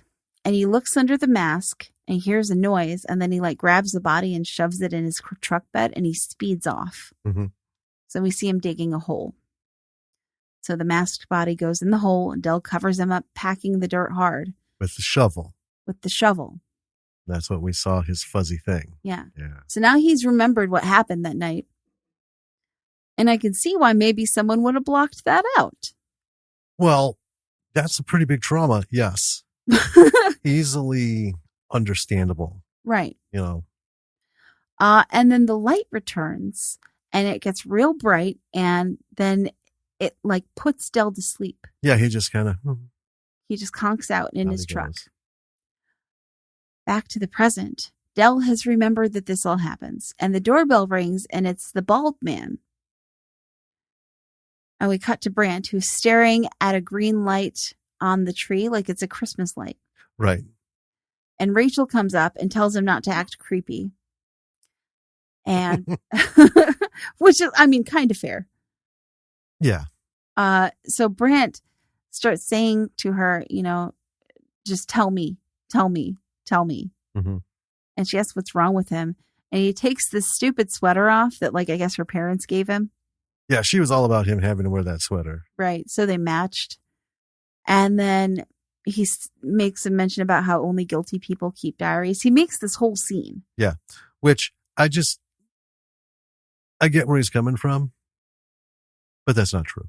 It is not true. I don't know why that's a thing that he says, but... Well, that's just his character. I guess, yeah. You know, yeah. That's just what Brant believes. Right. You know, plus he's traumatized. He's pissed off. True. You know, because, I mean, this is a big moment, understanding that, oh, fuck. Yeah. You know, it's either over or you got a lot of work to do.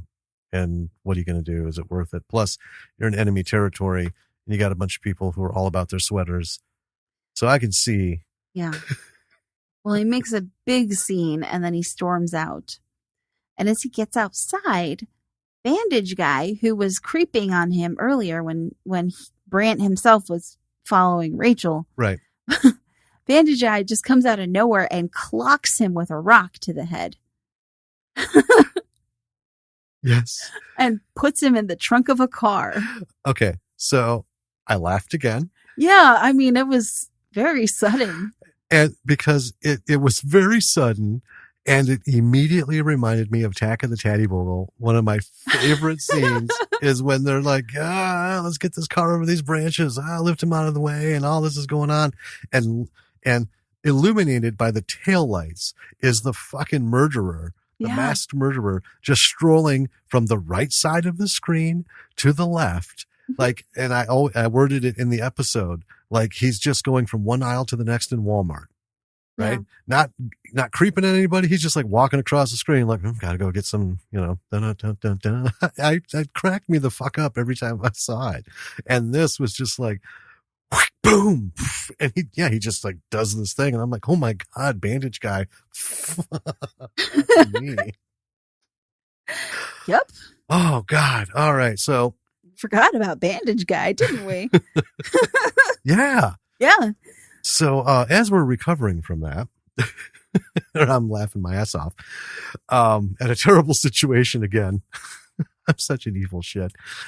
Catwoman, and, Nice Guy are driving in separate cars from the restaurant. They get further up the road and another car pulls out from a side road to follow them.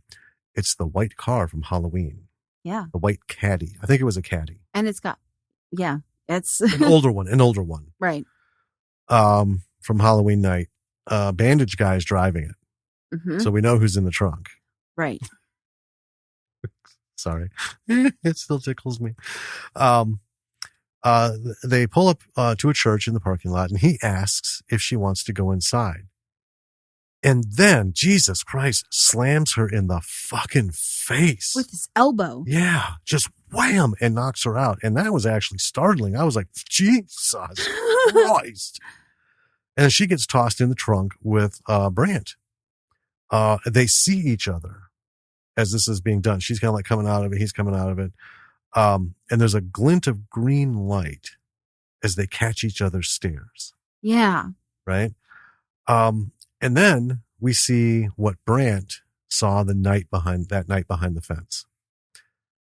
So he goes up to, to get some wood for the fire. The fuck was he doing out there again? Oh, he was looking for Rachel. Duh. Yeah. Yeah. So he was looking for Rachel. He got to that lattice fence, and what he saw through the lattice work was Rachel blowing some guy from the party. Right. It was obvious. Couldn't mistake that. Nope. So Brant then went into the garage and got an axe. The axe that was missing. Yeah. He's the one who cut the railing on the bridge. So we see the spot where that board it is now. What was there were their names with a heart around it. Right. Carved. That was their spot. So, Brant and Rachel with the heart. And he just like hacked that the fuck out. Yeah. I get it. Right. Then he hears some screaming. So he runs and he sees the 3 alien frog guys and an unconscious cat woman. And he lifts the axe and just fucking goes in there after him. Yeah. I'm like, you know what? Brant might be like not on par with what this whole romance shit is, have a shit relationship, but this is a stand-up fucking guy. Yeah. Right? He's got an axe, there's trouble, and he is like on it. Yeah. So he goes in and just goes after him. He picks up Rachel, tells her to run. Both of them run off. It's not Rachel, it's Catwoman. Or Catwoman. God damn. I wrote Rachel. That's fine. That was a Ron Burgundy moment. That's all right. Fuck. Ooh, now I know I can fuck with your notes when I do this. I am trying to get through. Really? What? We'll record this separately and I'll edit it together. I'll just read real slow like this, and then I'll just speed it up. That's bad radio. No, I'll speed it up in the edit so it sounds normal. No, you'll sound like a Muppet. I know how to tone it down. Yeah, I learned that. Yeah. You'll sound like a Suck bassy it. Muppet. You're a bassy Muppet. So he picks up Catwoman, tells her to run. So they run off, and one of the alien frogs picks up the axe and runs after them. So there was some scuffling, and he lost the axe. Mm-hmm. And they run across the road. And then they hear a thud. And what it is Brant and Catwoman run across the road, 2 of the alien guys, and the third guy, red alien guy, he's the one who ran across the road. That's when Del hit him. Yeah. I do want to say when he picks her up and tells her to run, it's very, very much the way she wakes up and says run every morning. Yeah. Run. Yep. Good point. Yes. I was like, that's why she does that. So Del's hit the alien frog guy, the red masked one. They reach the bridge and they see the green light. And then there's 3 other white lights around it. They all shine on them. Brant falls over into the water.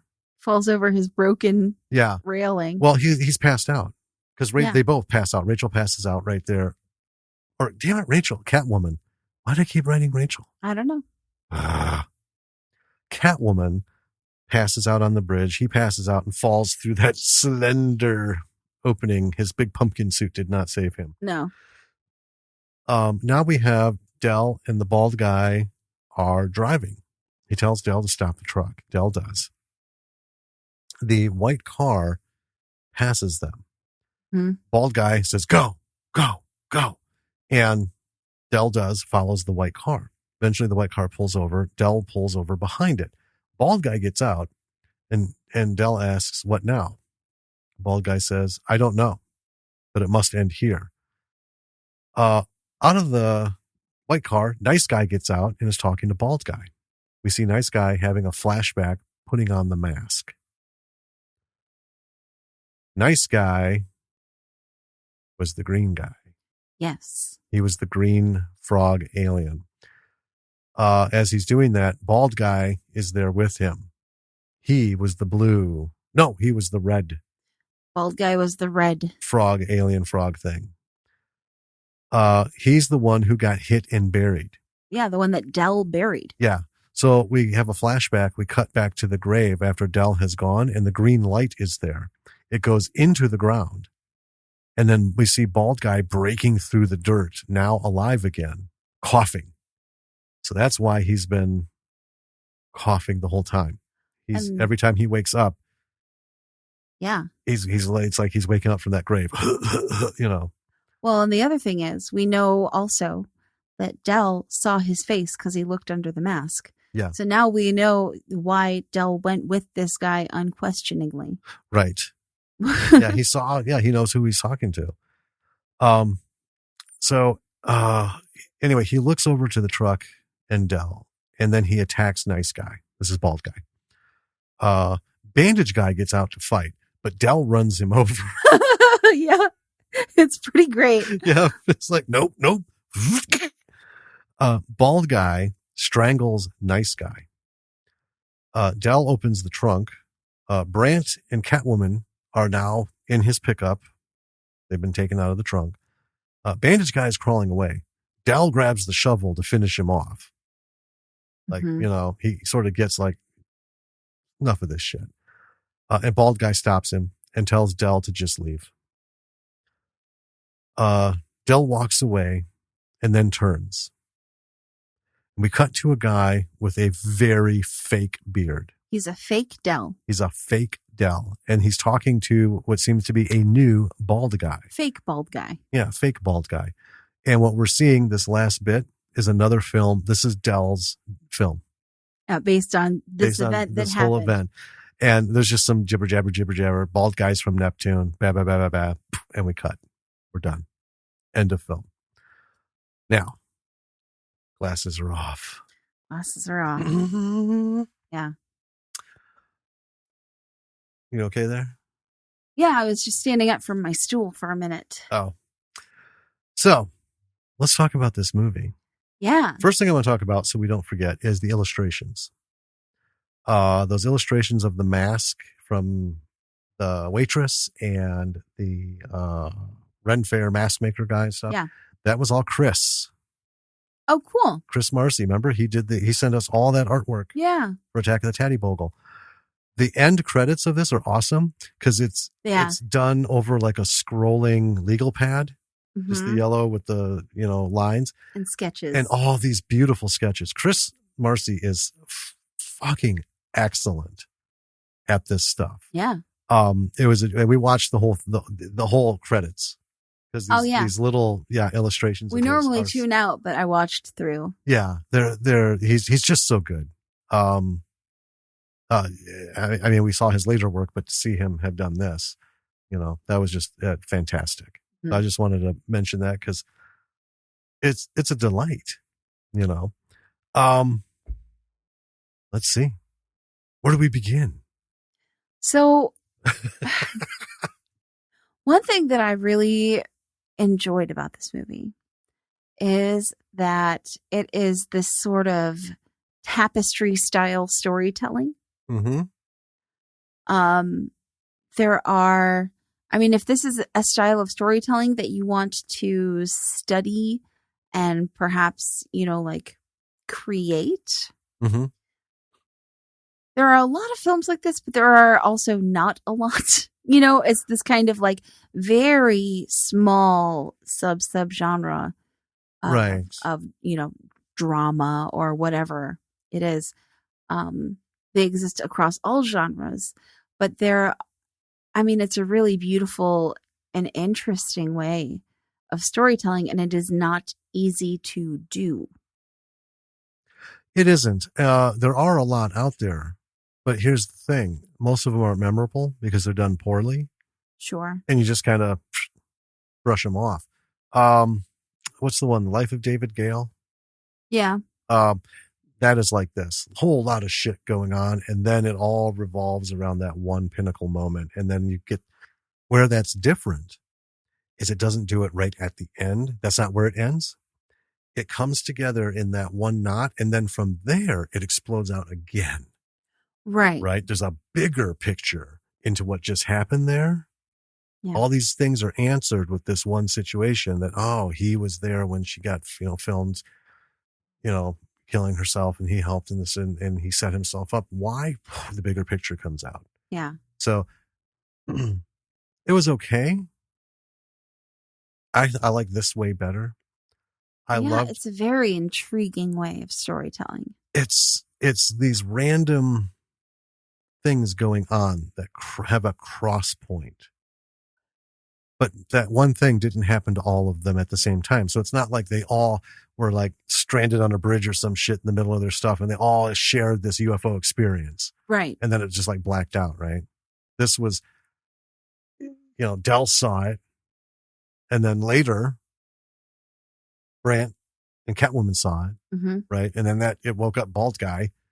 So it was this event that happened over a period of time. albeit a short one, but in different ways. But how it brought all these people's lives together. Right. You know, it wasn't just this, and this. But also it was the circumstances, because the green light came after. Yeah. Right? Dell was out doing his thing. These guys were set to do some evil shit to this woman, to Catwoman. You know, Brandt was dealing with his shit. Right. And then he just kind of happened to stumble across this situation. Yeah. So it's actually a convergence of life events to unrelated people at moments, with an over-encompassing, that UFO thing. Right. That intertwined itself in here. Well, that was why I kind of compared it to the movie Crash. Yeah. You know, because that was very specifically these unrelated lives of people who all kind of converged into this one event. Right. You know? Yeah. So I agree with you. I love these kinds of stories. They're great. And the Marcys did it right. Yeah. Because at the end I was like, oh, this is awesome. I see all the pieces. Yeah. And it's not just like having the question answered. It's the way in which it was delivered. Yeah. And it made sense. And the story was solid. Like, God damn, why wasn't this, you know, at the top of festival lists? Why aren't people...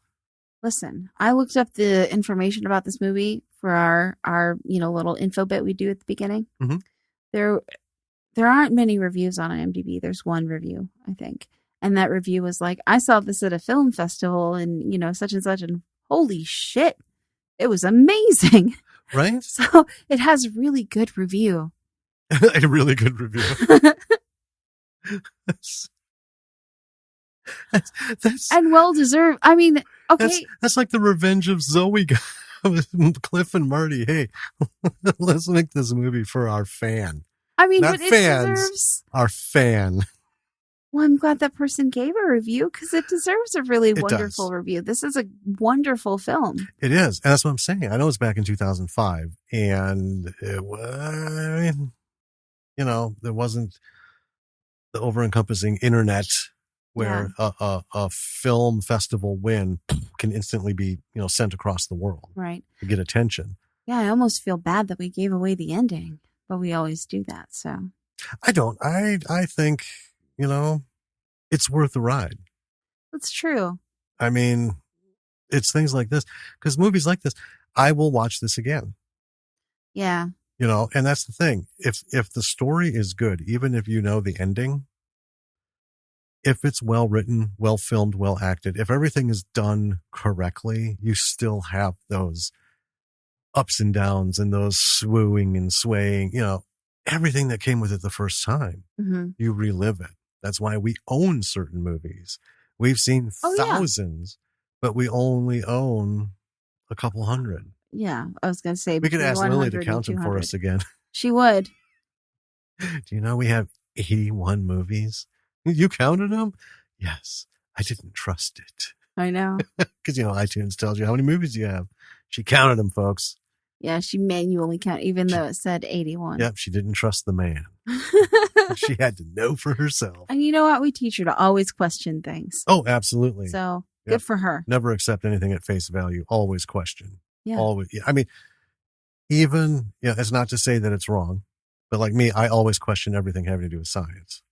I'm not satisfied that, well, he's a PhD and he wrote this. You know what? I know PhDs who are as dumb as the sole of a shoe.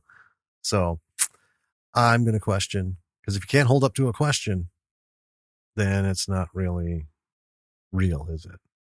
And when it comes to authority, always question authority. Don't be a lemming. Not my girl. Mm-mm. Anyway,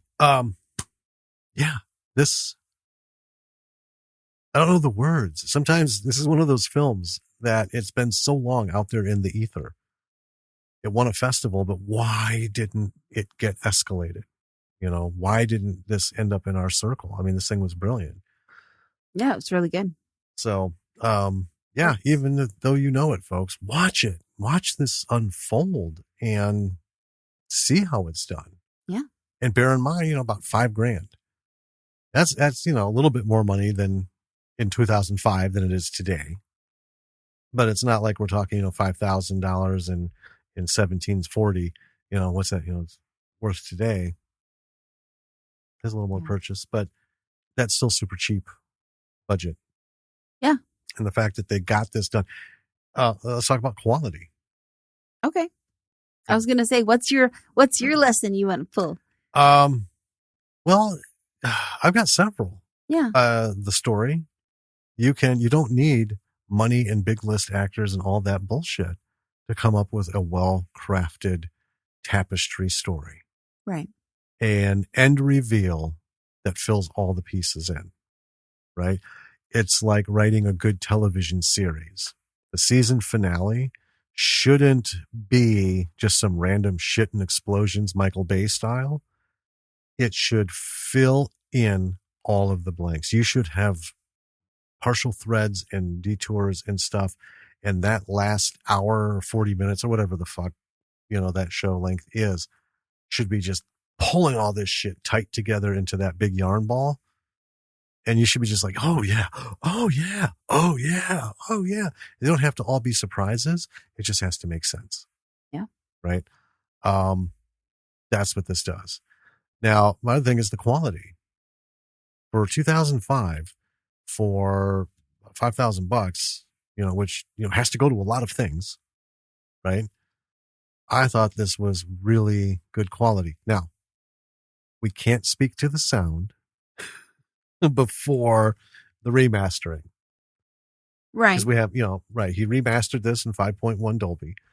And you can tell. And the sound was really good. He did it really good because there was some clear, wide spatial separation in a couple of scenes where I was kind of like, what's going on here? Is that actually coming out of the fucking subwoofer on this side? But then I hear it over here, you know, on the other side. I'm like, oh, no, it's just, he's got it spaced really well. Sure. You know, so it's nice and clear, but the film quality is great. It's not like Dell's projects, which are all blurry and jittery. They're very cheesy home movie style. Yeah, you know, not a whole lot of focus lock going on. Pete did a fantastic job reining this in. The way things were shot, the angles at which things were shot, it wasn't overly creative. By that, I mean, he wasn't going like full art house, trying to make shit up to make it interesting. Everything worked. I think every shot, every angle was appropriately set up for the moment in the dialogue. And I think it caught everything. There wasn't a scene in this where I felt like, you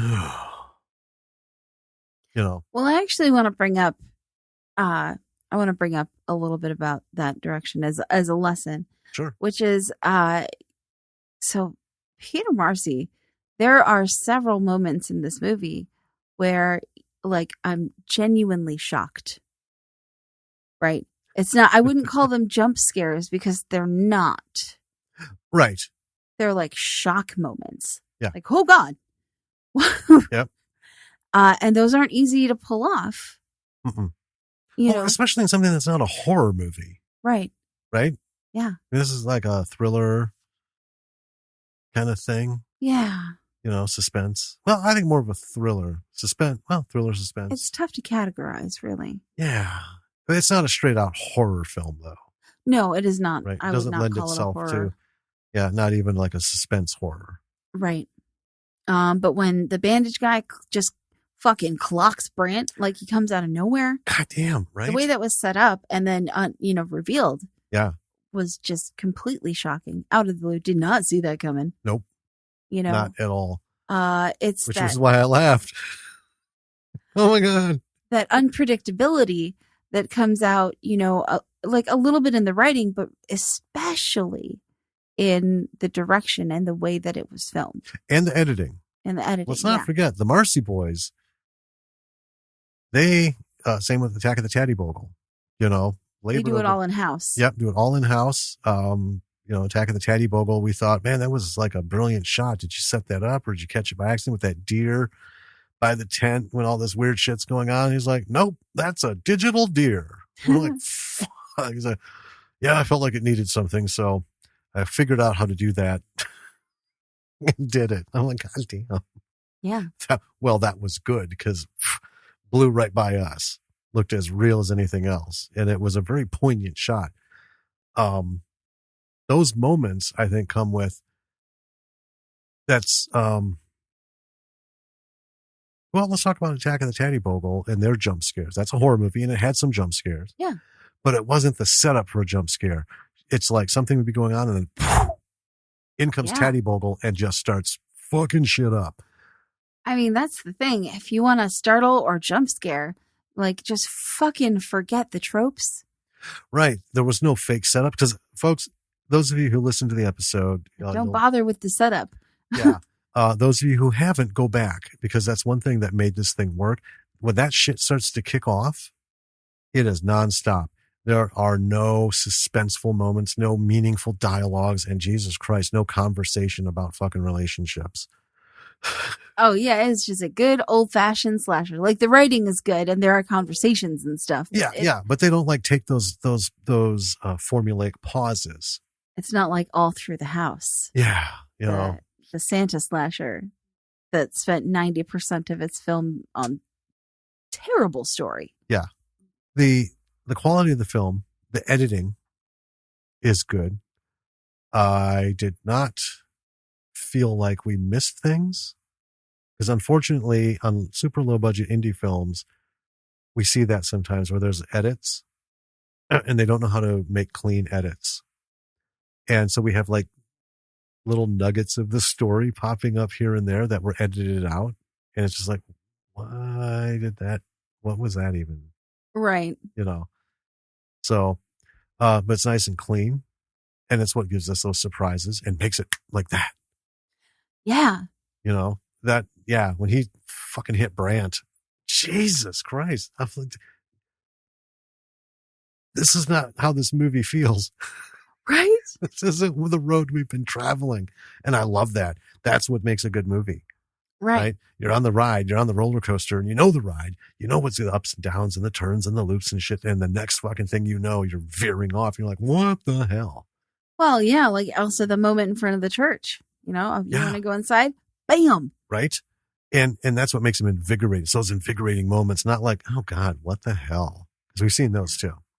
So veering off course like that and just changing the pace. That in this movie, and then 6 years later, because Taddy Bogle was 2011, I believe. Good memory. Right? You know, in 6 years, I see, again, seeing backwards, I can see where Pete was developing all of his in Taddy Bogle, that we were like, God damn, that's good. Well, I saw the flowering of that. Right. Right? Like, oh yeah. Yeah. Just a great movie. I liked being confused. I liked his approach. Well, their approach, because he didn't write it by himself. Right.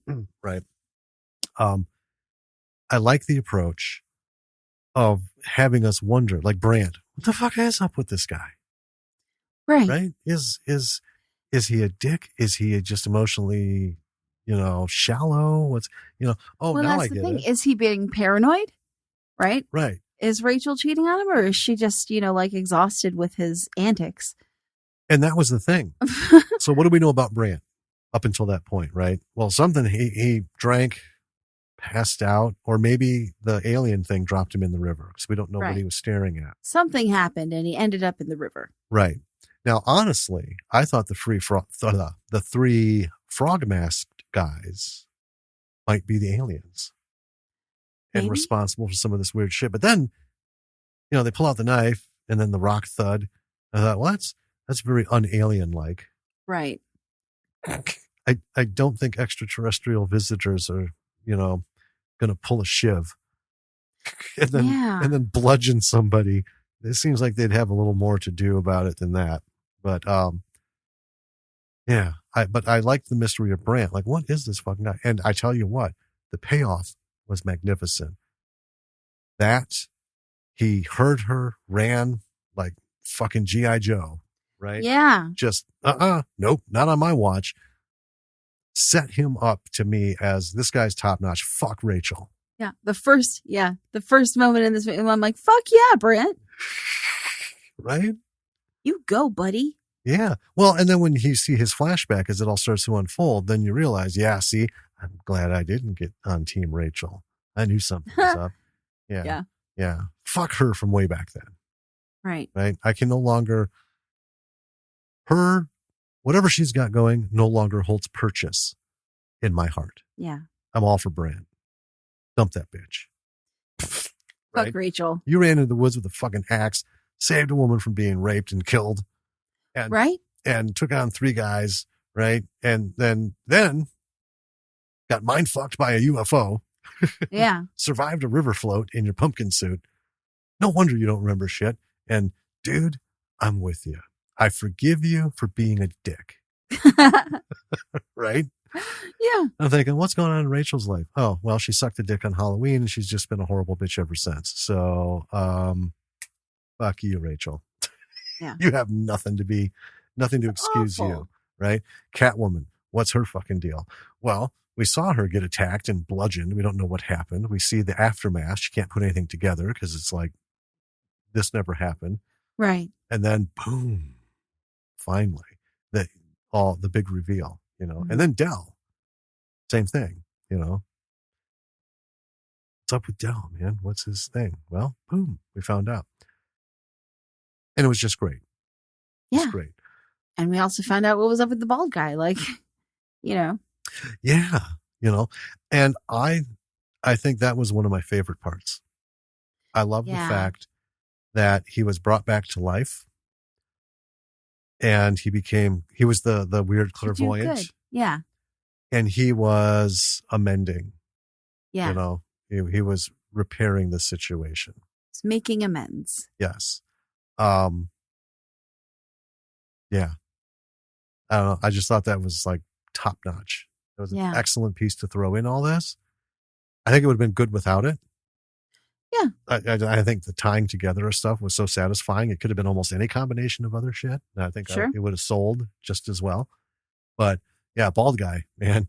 Like, fuck this guy. And especially when he, just keep going. And then he goes to choke fucking Bandage Head to death on the side of the road. He's like, this has to end. And I love how that one line, this needs to end now. Right. And I thought that was brilliant because as it's all unfolding up to that point when he says the line and then everything else after, I'm just like, God damn. That's so over encompassing. Well, yeah, he wastes no words throughout this whole movie. Right. Well, he wastes no time in this movie. That's true. That's what made me laugh about him. Zoom, zoom. It's like the Flash. I'm going to do a thing. He's gone. Well, I really liked that he, every night before he goes to bed, bald guy. Yeah. He puts and it's Arnie is his name in the movie. We don't mention that, but he puts the notepad down and a little red colored pencil that is like to the nub now, right? Yeah. So you can tell he's been using it a while. Yeah. These are details we didn't bring up, but little stuff. Yeah. That's the thing. I get it, right? I don't know. I don't care who you are. If you know that during the night at some point you write notes to yourself, mm-hmm. I would follow those notes. If I woke up and saw a note that said leave now, and I know based on past experience that I write things to myself in my sleep and they happen, and I should pay attention, and it says leave now, guess what? I'm already out the door. Yeah. I'm with you. You don't question yourself. No. So, character story, everything about this is good. It's great. Yeah. Let's just say great. It's not just good. And they do a really good job with these characters without like hitting you over the head with character development. They develop organically. It's another example of we don't need all their fucking lifelong backstories as to why they're here in this moment and what led them to the moment where we get the backstory that led them to the moment where it comes, blah, blah, blah, blah, blah, all that bullshit. Use it sparingly. These guys know how to write a mean, lean film. I'll just say that. It is mean and lean. Doesn't leave you dangling anywhere, doesn't leave you wondering, wraps it up, and you're just like, satisfied, right? So those are the good examples. Watch it and see it like all the other films we talk about. You got to see it for yourself, see it in action, and then let that inspire you to, further your creative expression, be it film, writing, music, whatever. I love that with all the people we've gotten to know over this podcast, that we, are getting exposed to like seeing more really cool stuff like this. Yeah. Yeah. We've been really lucky to have some of these things. Cause this was really, I felt really good at the end of this movie. Yeah. Like, God damn, this is what I want. Yeah. In film. So good. And I gotta say, I love doing this podcast because, in a really selfish way, I love doing this podcast because it means that I am seeing all of these really cool fucking movies. Yeah. Well, we'll leave it at that. Yeah. With this cool movie until we get to the next one. One thing I do want to talk about real quick is don't be a dickbag. Saying that right here. Copyright 2021, Lords of Misrule Productions, LLC. Don't be a dickbag. Yeah. Well, because if you think I'm joking, folks, try me. Right. It is written down, and I'm letting you know it's officially copyrighted. We are going to come out with a new line of shirts, some merch. So we have our shirts out there, have the logo and stuff on it and our address on the back. So we are going to have Bravo for the B-side quotes. Fun quotes. So it's going to have the logo and it's going to have the quote and then the episode, that it came from. Cause we realized, Danny realized more than anything that we've said a lot of interestingly weird shit. I think I've said that should be a t-shirt like 100 times during this show. So now we're doing it. So yeah, I've been popping around some designs and awesome. When we get I want to get like 10 or 15. So we got to go back and go through some of the episodes and try to think back of some of the shit that we said. But we have our like top 4 that we keep saying because they're just like. I could restart from the beginning. I could start listening to our episodes. No, I think I'm just going to kind of, we'll figure them out. Sure. Figure them out. Be like, I think we said something here. Listen to them. But yeah, pretty soon. We'll have this line coming out. Maybe we'll just add as we discover more or make more. Yeah. Because we think they're funny and really that's all that matters. Hopefully you do too and you'll buy them. Otherwise you just have out of context, sweary quotes. Yeah. That you can wear on a t-shirt. Oh yeah. Which are fun just in general. Really. Yeah, we're not going to do asterisks and all that stuff. It's, when it says fuck, it's going to be fuck. Yeah. Like our most famous one. It's copyrighted, folks. Little clown, don't fuck around. That's right. What? And it's going to say, episode. I can't remember the number, but Killer Clowns from Outer Space. Little clown, don't fuck around. That's right. Say it, live it, wear it, show it. Hell yeah. All right. Now, normal stuff. Come visit our website. www.lordsofmisruleproductions.com. It's got everything there that you need. It has our blog. It has all of our episodes. It has all of the links to the platforms that we are currently on. It has links to our social media. It has links to our Patreon. Check out our Patreon and join up if you like what we're doing. When we get enough, we're going to be handing that merch out to patrons for free monthly. Ooh. That's why we have to have a limit. Because we thank you guys for listening. We love the fans. We love the people who are working with us, talking to us with interviews and stuff and telling us about their films. However, I'm not going to spend $1,000 a month on merchandise just because. That's why we need more patrons to hit that goal. We hit that goal, everybody's going to get stuff. And as time goes on, more different kinds of stuff. This is just like this is just a basic. It's shirts, water bottles, masks, bags, a couple other things to get started. as time goes on, we'll figure out even more cool shit. And that's what you guys as patrons would get to chime in on. Yeah. You know. But, if you're not ready to be a patron, you still have the option to support the show by checking out our merch store and purchasing some merch from the store. Yeah. Well, you can make a one-time donation on Patreon, or you can, instead of just making a donation, how about buy some of that merch? Yeah. Add to your wardrobe, add to your water bottle collection. And then you can wear your cool Bravo for the B-side shirt. And when someone goes, "What's that?" you can be like, "Oh, it's this dope podcast I listen to." Yeah. Just look on the back, lordsofmisruleproductions.com, bitch. Well, don't call them a bitch. They're being nice asking about our podcast. Oh, come on. Anyway, I find it sad though. The masks are super cool, and we are coming to the end of mask wearing. Not within a couple days or a week, but I just feel like we should have done this a year ago, because those are some cool looking masks. Yes, it's our logo, but those are the coolest masks I have seen yet. The colors are crisp and clean. They're awesome. Yeah. They're just awesome. Checking us out on social media, see who we're following, who follows us. We've gone through that because they're, creatives and podcasters, and just expand your horizons.